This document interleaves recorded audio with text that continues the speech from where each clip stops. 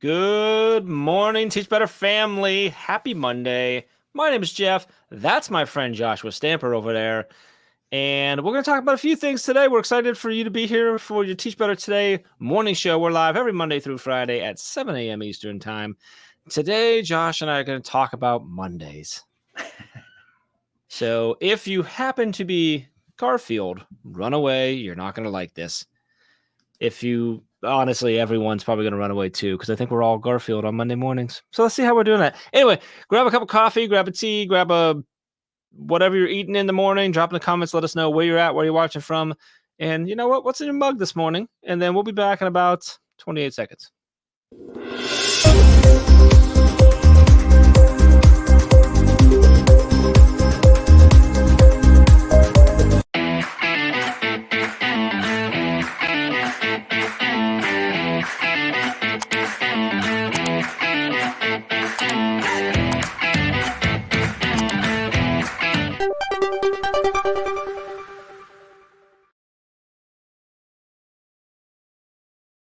All right, welcome back. Good morning, Josh. I felt like I said way too many words for that intro. Well, you I said look on your coffee. face. I feel like you felt the same. No, you said coffee, tea, and then you paused, and I was like, "Oh, Jeff's going to say something that's going to get everyone through their Monday morning," because you asked what was in their mug. So. Well, I have to. Every now and then, I catch myself going the wrong way. I've got coffee in my mug. I do too. So you can't tell. I guess if I like turn it, because I just made some hot coffee. Yeah, we could do that. Well, you know what I like about you and me is that in so many ways we are opposite of each other. Yes, but we're still like meant to be. We have a lot of common interests also. Well, because you're showing your coffee and mine is much creamier looking than yours. Yours is black because you drink your black coffee and I don't. Yes. I like cream in my coffee. I like flavored coffees and stuff like that. You like I will drink black coffee if that's what's around and whatever, but I don't prefer it. No, I make fun of you of how much stuff you put in your coffee. Yeah, which is like a thing. That's a talk for another day. But that to me goes in the same like shelf as like people who make fun of people for like what alcohol they drink or whatever. Yes. I'm like, none of this stuff's good for us. Like, who cares what it is? Drink what you want to drink. If you want to have a foo-foo, crazy latte drink, do it. Yeah. Like, awesome. If you like frozen stuff or frappuccinos or whatever. You do. Well, if you like black coffee, great. That's awesome. So anyway, fun fact about this. Sorry, I'm going way off. So I don't know if I think you know, but I'm not sure if everyone watching knows that I, at one point in my life, ran a coffee shop. I managed a coffee shop, Caribou Coffee. Yeah. And it was crazy because, I'd go in at 4 a.m. because we opened at 5. Yep. At 4:30, 4:40-ish, I had people waiting outside. Like, not a person, people. 5, 6, sometimes 10 people waiting outside the coffee shop at not even 5 in the morning, waiting for their coffee. And I always said when you're a barista at a coffee shop, you're basically a crack dealer. Or like legally. Legal. But I had a guy who actually owns a running shop. He's actually a huge runner. He owns a running shop in the area where I had the coffee shop. And he'd go on his he always ran like 3, 4, 5, 10 miles, whatever, like crazy. Everything was easy for him because he ran like ultras and stuff. And he would do his run and end up at our coffee shop and get his coffee in the morning. I'm like, dude, like you're drinking coffee right after you run. He's like, dude, it's like all water. I'm like, that was like his routine. Like his rehydration was coffee, which doesn't make any sense, but no, because the guy could run forever. So, and he's like still running now and he's like 60 something. Yeah. So I won't argue. It's all due to the coffee. Anyway, what I'm trying to say is happy Coffee Monday. Actually, happy Eclipse Monday. I know it's not as big of a deal for you over there, but here where I am in Ohio, like we're getting totality, which is really cool later on today. So are you feeling like there's special powers that you're obtaining? I'm waiting to see like what happens. Like it's like if I'm out there and I'm in the right spot and I look the right way, or like something hits me, am I going to like? It's not like I'm just waiting. I don't know what's going to happen. We've got the glasses. Yeah. I'm terrified. I've watched a bunch of videos of people like, here's how to make sure your kids don't blind themselves. Like, because like even with the glasses, they'll look around, but I'm like, I'm gonna do all that. I need this. So like, I think I'm gonna do the paper plate thing, Or I saw someone who's literally like just fixed their glasses Shields. onto it. There's like a paper, like a grocery bag. Like just put a grocery bag on your kid's head. I'm like, oh, I totally want to decorate. We didn't. We should have decorated grocery bags. We still have time today. We'll see what happens. That's funny. Anyway, so your kids are in school. It's just like a normal Monday over It's a there. normal Monday, It's and nothing. last Thursday, I was talking with Katie about it, and it was not too long ago here in Colorado, we had a similar event where there was an eclipse and we were in the pathway. Was that So 2017? no, That like one? this year, like in Oh, Colorado this Springs. year. Oh, Yeah, okay. it Oh, was incredible. So like I took my kids to a park and we did the whole thing, glasses, the whole 9 yards. There was like science experiments, and okay. I mean, it was like several school districts came together and then a science association, and they just did this free event. And so we all, like, I drove the kids there and we all did the thing. But yeah, I'm with you, man. Like, I was freaked out about them with their glasses and looking up and being blinded Yep. for the rest of their life. So I was very cautious and made sure, like, Well, and the worst at part is all like times. that type of, because of how the light works in that sense, like Mhm, you won't feel it. It won't mhm. hurt. Your eyes won't Yeah, water. It'll just damage it. It's crazy. right. So it's scary, but it's Yep. exciting. I'm waiting to hear. I've heard so much about like how during that time, so it's something like 4 minutes or something, that like the animals freak out and stuff. Hmm. Like, and it'll go dead silent, or they'll go crazy because they don't know what's going on because it just messes with stuff, the Yeah. temperature drops and everything. So Yep. I'm excited. It's gonna be fun. I'm planning to record it. So Awesome. um Yeah, the ho- kids loved it. hopefully we don't have clouds. It's Ohio, so there's always an opportunity. We'll see what happens. Yeah, it's cloudy here too. I don't it doesn't really matter what it is there. I know, but I'm just saying it's cloudy here too. You're like, well, it's cloudy here, Jeff, so it's probably cloudy 9 states away. Yeah, it'll be cloudy in 2 days for you too. Probably about 3 days. Typically, it's about 2 days from Chicago. Like Ray will be Yeah. like, "Hey, we had storms." I'm like, "Oh, all right. Well, Here it about comes. 30 hours from now, 36 hours or Right. so." But anyway, all right. How's life? How are things? What's exciting? You're working on a book. That's exciting. Another book. Another book, yes. That's cool with Charlie, our friend With Charlie. Charlie Peck, yeah, Charlie Peck's Yes. amazing. Yeah, I'm honored to write with her. So yeah, last Friday, I really like dug in and started writing some more, and I need to be more consistent about that. Talking about Mondays, we'll probably be talking a little bit about routines, but yeah, I'm a little off my game with like Ho- spring break came and Yeah, like yeah. That's been I was out of sorts and now I'm getting back into it. We're doing a webinar actually tomorrow night, and I think it's filled up, but we're gonna just do a quick like 45-minute webinar. One, to get some information out, but two, to get some feedback from folks too about like the content that we're writing and see if okay. we're going the right direction. So yeah. Now, how's it been? I know it's fairly early on in the process, but how's that been? Because obviously, your first book was you. You wrote it by yourself. Hmm. Um, when we wrote Teach Better, it was 4 of us, which is different than writing on your own, but also different than writing with two. Like, how's that Hmm. going from like just writing your own thing to having to have someone else's, whether it's 1, 2, 3, or 4, whatever, people, different minds in there. How is that going as far as the processes or the logistics of actually getting it done and blending it Yeah. all together, and the actual like it's two different minds with two different experiences? And Yeah, totally. No, I was very hesitant at first because I reached out to several authors that have written with someone else, and I just want to get Mhm. their perspective. Like, what was the benefit of it? What was the things that Yeah, you struggled with, just to get an understanding if that was the direction I want to go in.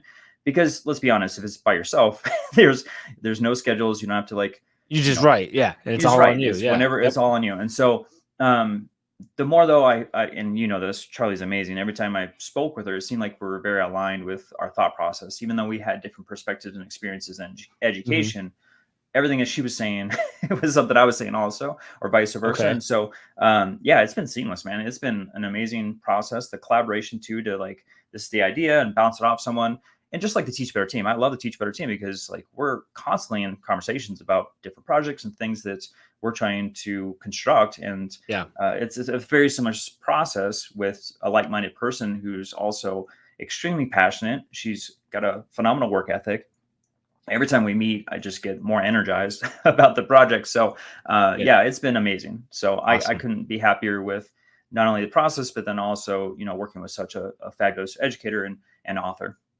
That's awesome. We're excited about it, obviously, on the team. Obviously, because it's you, but also then you know Charlie, who's part of our MBA, our Edupreneur Mastermind there, and on the network for podcasts. Just phenomenal, passionate educator. Super excited. So, all right, you already kind of we alluded to a little bit. You talked about like having routines and stuff. So we're gonna transition, and then we're gonna talk about. I just want to share like how we try to get through the Mondays. Because I'm sure there's someone on here, at least one person watching or listening who's like, I don't like Mondays. Everyone else probably loves them, but at least one person, you know who you are, that like doesn't like Mondays. So Josh raising his hand. All right, so we'll be back in 39 seconds to talk about that.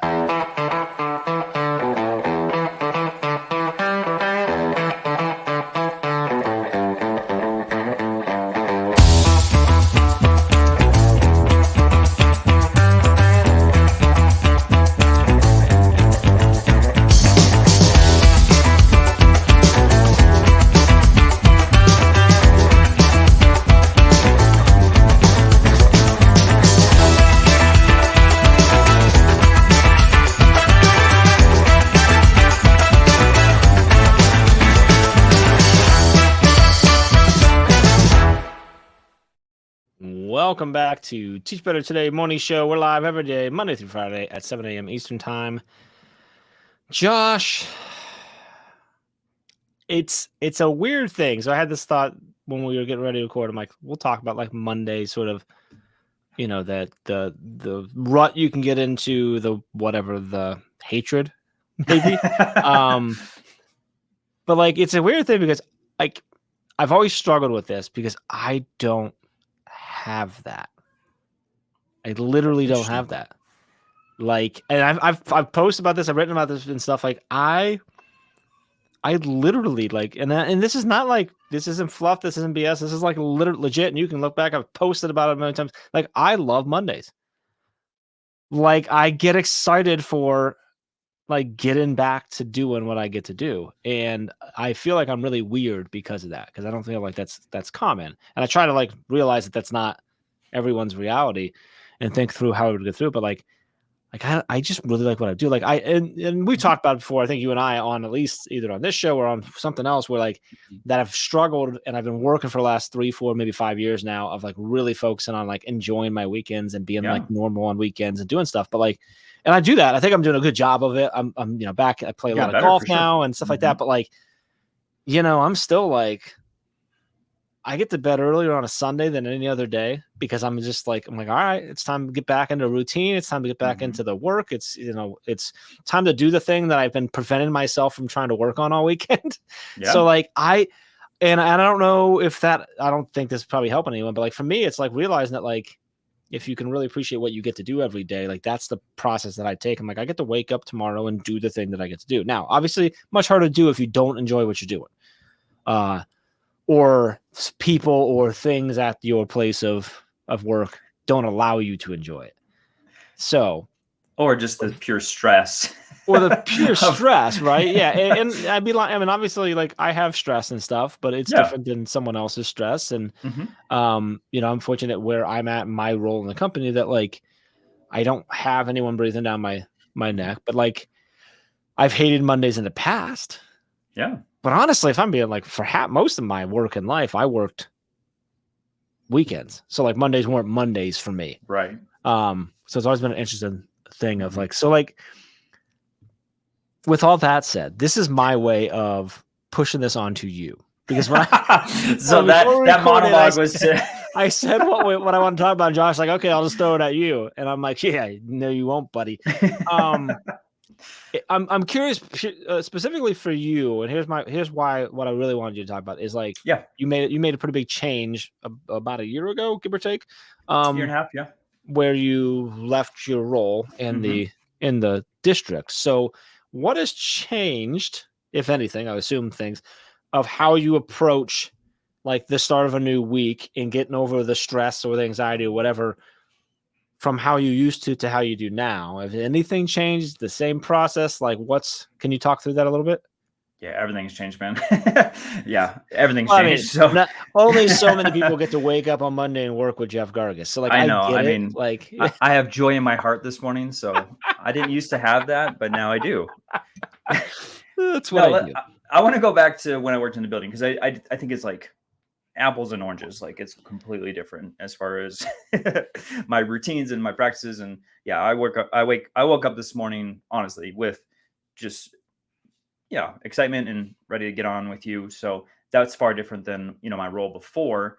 And so as far as the practices I would do for Monday morning specifically is one, I was probably one of those people outside at the barista at 4 a.m, like you were talking about before, Yeah, yeah. because I wanted to set up my morning, my day, Mm-hmm. because I would wake up specifically earlier on Mondays to get into the office prior to everyone else, because I knew, Yeah, once totally. people rolled in, they're coming straight to my office, and then I'd have a line outside my door, and I want to be prepared to knock out things immediately in the morning, because for myself personally, and I think everyone needs to kind of assess their own self, but like in the afternoons, there were a lot of tasks that I was just brain dead for. Like if it was on my to-do list still in the afternoon, it probably wouldn't get done. And so it would then Mhm. go to the next day. So what I tried to do, and this is similar to writing a book. So for instance, I heard on a podcast for authors out there that, if nighttime is not your time to write, like that's not the most productive time for you because you're tired and you've gone through the day, to Sure. just write down bullet points of topics that you're going to write the next morning.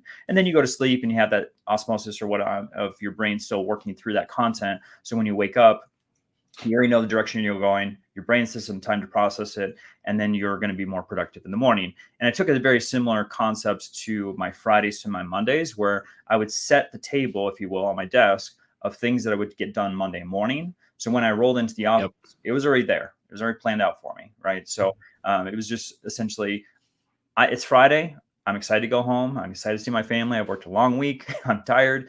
So I'm not going to get this stuff done, but I'm at least going to lay it all out so I have it. So when I get in on Monday morning, I get in early, knock the stuff out. Then Yep. I felt more productive to start my week, right? I already checked off a bunch Mm-hmm. of stuff off my list and had my coffee in hand. Hopefully got some rest over the weekend and had some, fun with the family, to then feel like I could boost into my Monday. Now, you asked about now. I mean, my schedule is so much more flexible Yeah. now than it was before. So it's like night and day, where But I'm I still be at so the office. but like so piggybacking on like what you were talking about setup, like I do that now, and I think that's one of the things that's helped me with getting through my weekends and enjoying them and stuff. Is like I do it every day, but like primarily Friday's a big one, obviously, where I'm like I got to close my week out and make Sure. sure I know what's happening next week, and so I spend the time to do that. But every day, like the last thing I do is reset my to-do list for the next day. To your Right. point, and the way I do it is we have our task management system, but I'm kinesthetic. I like having paper, Yeah. so I jot down my to-do list and then I number everything. So I know I actually so I know like the order in which I'm going to attack everything too. So when Sure. I wake up the next day, like that's an easy part for me.